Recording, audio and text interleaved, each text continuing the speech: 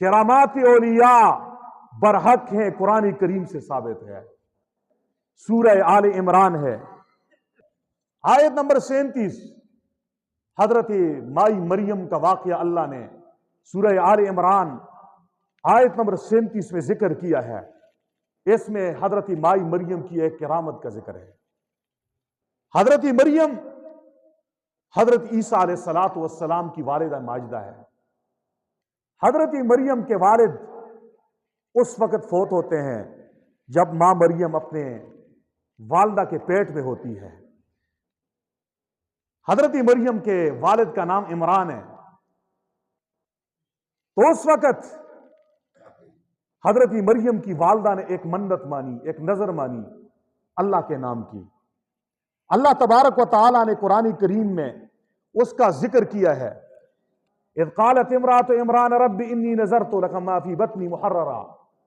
یاد کرو اس وقت کو جب عمران کی بیوی نے کہا، اے میرے رب، میں نے آپ کی عبادت کے لیے نظر مانی ہے اس بچے کی جو میرے پیٹ میں ہے۔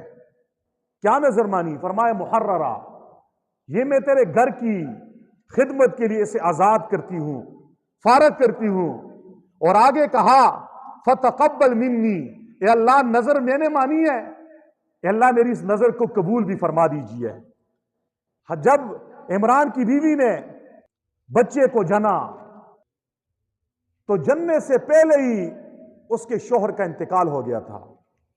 وہ بیت المقدس کے امام تھے، تو اپنے بچے کی تربیت کی ذمہ داری انہی کی بنتی تھی، لیکن چونکہ وہ فوت ہو گئے تھے اس لیے اب اس بچی کی جس کا نام مریم رکھا، اس کی کفالت کون کرے گا؟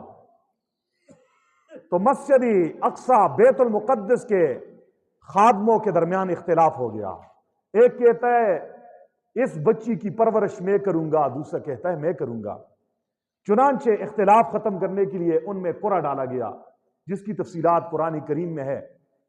ایک خاص طریقے سے قرعہ ڈالا گیا۔ یہ قرعہ حضرت زکریا علیہ السلام کے نام نکلا۔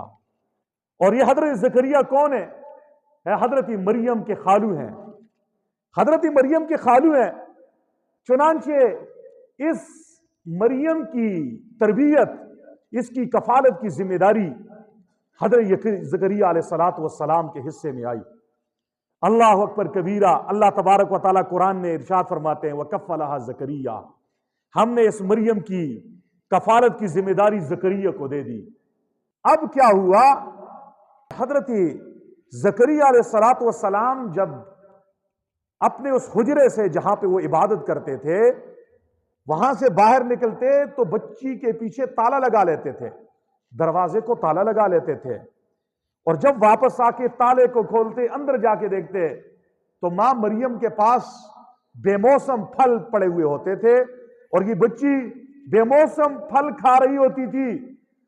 اللہ تبارک و تعالیٰ قرآن کریم میں ارشاد فرماتے ہیں کلما دخل علیہا زکریا المحراب، کہ جب کبھی زکریا علیہ السلام ماں مریم کے پاس اس حجرے میں داخل ہوتے وجد عندہا رزقا، تو مریم کے پاس عجیب و غریب قسم کے پھل دیکھتے، رزق دیکھتے۔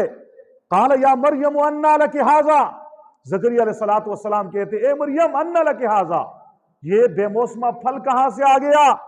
قالت هو من عند اللہ، حضرت مائی مریم نے کہا یہ اللہ کی جانب سے ہے۔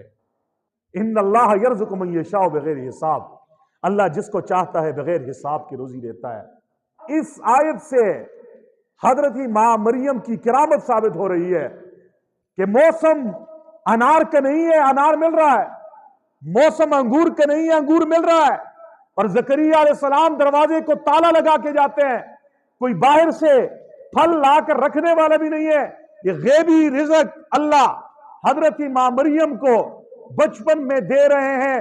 اور حضرت ماں مریم یہ اللہ کی ولیہ تھی، اور ولی کو اللہ رب العزت خر کی عادت کے طور پہ جب ایسی چیزیں عطا فرماتا ہے اسے کرامت کہتے ہیں۔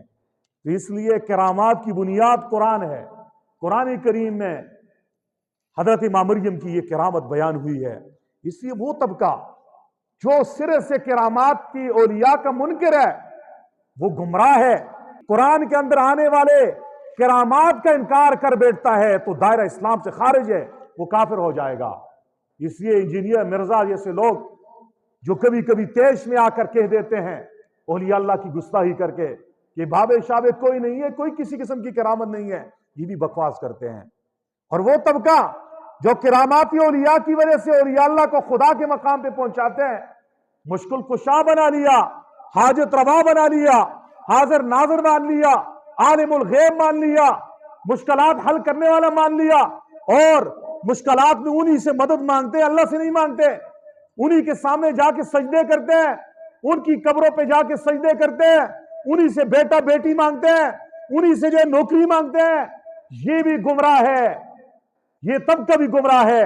صحیح نظریہ یہ ہے کرامات کی اولیاء برحق ہیں، لیکن کرامت دینے والا اللہ ہے، اختیار اللہ کا ہے، فعل اللہ کا ہے۔ کسی نبی کا نہ ہی اختیار ہوتا ہے، نہ ہی کسی ولی کا اختیار ہوتا ہے۔